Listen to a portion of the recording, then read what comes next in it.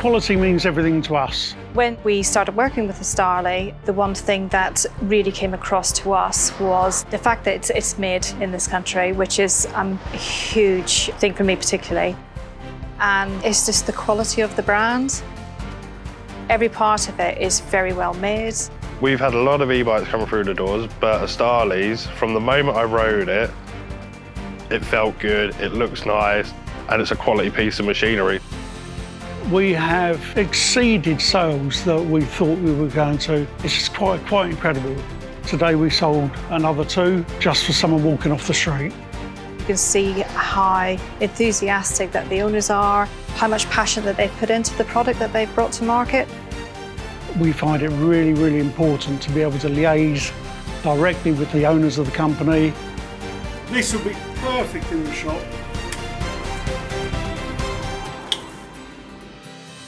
There's only a number of models to the brand, but that satisfies probably 90% of the cyclists out there that really want to commute or leisure ride or caravan and camping. Bike shops in every town, I think, is really, really important. Some pictures that you see online to the product you get in real life are 2 very different things. You can go online and buy an e-bike, but you don't know what you're buying. There's so much information with e-bikes as well that people can't digest, especially some people who are really not that savvy with regards to all the technology side of things, and they get very confused or it's a bit too much. So I do think it's very important for them to come in.